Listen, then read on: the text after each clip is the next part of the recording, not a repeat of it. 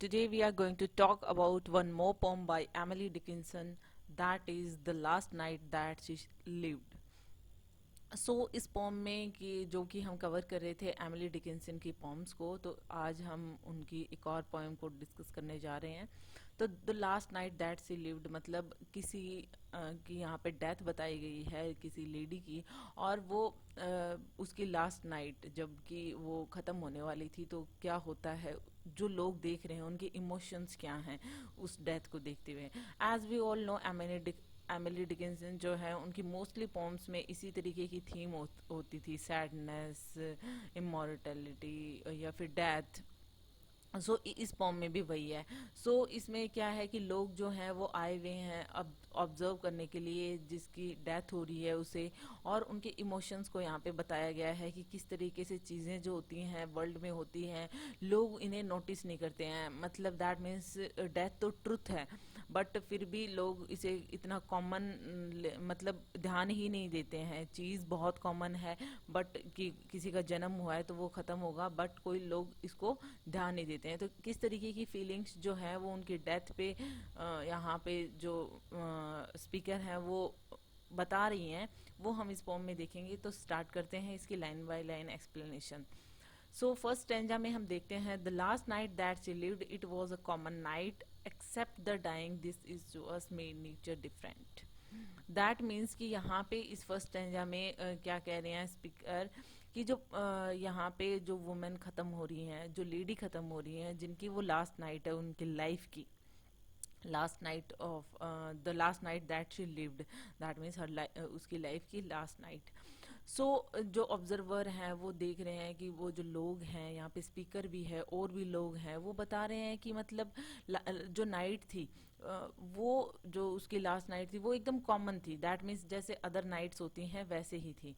Difference क्या था कि बिल्कुल कॉमन थी जो लेकिन जो फीलिंग थी, क्योंकि जो वुमेन जो लेडी जो ख़त्म हो रही थी उसके पास लिमिटेड टाइम बचा हुआ था। वो जो उसकी लास्ट नाइट थी, जो वो डेथ हो रही थी उसकी, इस वजह से जो फीलिंग थी वो डिफरेंट थी। नाइट बहुत कॉमन थी, लेकिन जो डेथ हो रही थी उसको देख के लोगों की जो फीलिंग्स थी वो काफ़ी डिफरेंट हो गई थी। यहाँ पे जो सराउंडिंग पीपल थे, जो लोगों ने उनको चारों तरफ से घेर रखा था, जो उनकी डेथ पे आए हुए थे बिफोर डेथ, वो देखते हैं कि उनकी जो फीलिंग्स हैं वो चेंज हो गई हैं, क्योंकि वहाँ का जो माहौल है वो ऐसा ही है। सेकंड स्टेंजा हम देखते हैं, इसमें क्या कहना चाहते हैं speaker. We notice small things, things overlooked before by this great light upon our minds, italicized as were. इसमें क्या है कि इसमें कहना चाहती हैं कि जो we notice smallest things, things overlooked before, आज हम वो छोटी से छोटी चीज़ों को देख रहे हैं। दैट मीन्स कि ऐसी भी चीज़ें होती हैं, जैसा कि मैंने पहले बताया, आज तक हम जिन चीज़ों को ओवरलुक कर रहे थे, आज तक उन चीज़ों को हम ध्यान नहीं दे रहे थे, लेकिन आज इस औरत की डेथ को देखते हुए वो जो लोग वहाँ पे प्रेजेंट थे वो देख रहे थे कि आज तक जिन छोटी चीज़ों पे वो ध्यान नहीं दे रहे थे, आज वो चीज़ों को भी, इन चीज़ों को भी नोटिस कर रहे थे, छोटी छोटी चीज़ों को भी नोटिस कर रहे थे। सो इटैलाइज्ड का मतलब होता है कि जैसे हम वर्ड्स जो होते हैं वो एकदम डिफरेंट दिखाने के लिए इटैलिक फॉर्म में लिखते हैं, उसी तरीके से जो उनके माइंड्स पे हैं वो भी वो चीज़ जो है वो हाईलाइट हो रही है, क्योंकि जो डेथ है वो नियर है, और दैट्स वाई वो हाईलाइट हो रही है। हर इंसान को उसमें जो बारीकियां हैं या फिर जो लाइफ की सच्चाई है वो समझ में आ रही है, जो अब तक ओवरलुक कर रहे थे वो। नेक्स्ट स्टेंजा में वो कह रही है, as we went out and in between her final room and rooms those to be alive tomorrow were a blame. इसमें क्या कहना चाह रही हैं कि वो जो स्पीकर हैं वो कह रही हैं कि मतलब कितना डिफिकल्ट होगा कि यहाँ पे आज वो जो औरत ख़त्म हो रही है वो आज हमारे पास हैं, लेकिन कल हमें एक गिल्ट का सेंस होगा, क्योंकि यहाँ पे जहाँ पे ये ख़त्म हो रही हैं उनके जो रूम है, हर चीज़ जो है वो यहीं पे होगी। सारी चीज़ें जो लोग वो देख रहे हैं वो भी यहीं होंगी, लेकिन ये ख़त्म हो जाएंगी, क्यों ये नेक्स्ट डे नहीं होंगी, और बाकी सारी चीज़ें एज यूजुअल होंगी। वो उनको एक फीलिंग आ रही है ब्लेम्ड जैसी, जैसे कि वही वो जो लेडी है वो ख़त्म हो रही है, और वो जल्द ही, दैट मीन्स वो उसकी डेथ हो जाएगी, और वो सारे जो लोग हैं जो उनके चारों ओर हैं वो जिएंगे, वो जिंदा हैं, और वो इनके लिए वो इमोशंस किस तरीके के हैं कि मतलब प्रेजेंट में ये सारी चीज़ें हैं और इन फ्यूचर में ये कल नहीं होगी। सारे लोग होंगे, ये घर भी होगा, ये रूम्स भी होंगे, बट वो नहीं होगी। नेक्स्ट स्टेंजा में हम देखते हैं, the others could exist while she must finish quite a jealousy for her arose so nearly infinite. इस स्टेंजा में वो कहना चाहती हैं कि यहाँ पे वो चीज़ बता रही हैं कि किस तरीके से जो स्पीकर है वो एक्सप्रेस कर रही हैं अपनी फीलिंग्स को, कि वो जेलस हैं उस डाइंग वुमन के लिए, उस लेडी के लिए वो जेलस हैं। क्यों हैं? क्योंकि जो वो लेडी है जो अभी ख़त्म होने वाली है, वो अब जो लाइफ की जितनी भी कॉम्प्लेक्सिटीज़ हैं, जितनी भी डिफ़िकल्टीज़ हैं, उनसे छुटकारा पाने वाली है। लेकिन जो बाकी के लोग हैं वो अभी भी उन डिफ़िकल्टीज़ को झेलेंगे, दैट मीन्स वो जिंदा रहेंगे। सो वो जो गुजर रही हैं, वो अब ख़त्म होने जा रही हैं, वो जो भी चैलेंजेस होते हैं लाइफ में, जैसा कि हम जानते हैं कि life is not full of roses, कि एकदम से अच्छी नहीं होती है, उसमें अप्स एंड डाउन्स आते रहते हैं।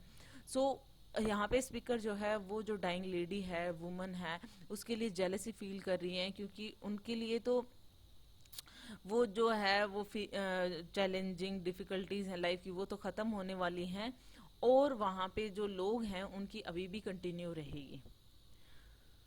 सो नेक्स्ट स्टेंजा में वो कहती हैं, we waited while she passed, it was a narrow time too jostle our soul to speak, at length the notice came. So इस स्टेंजा में वो क्या कहना चाहती हैं? इस स्टेंजा में वो स्पीकर कह रही हैं कि जैसे ही जो लोग हैं वो वहाँ पे वेट कर रहे हैं उसके ख़त्म होने का, तो जब वो लोग वहाँ पे इंतज़ार कर रहे हैं, उसको घेरे हुए हैं, सो ये बहुत ही नैरो टाइम है, दैट मीन्स बहुत ही डिफ़िकल्ट टाइम है।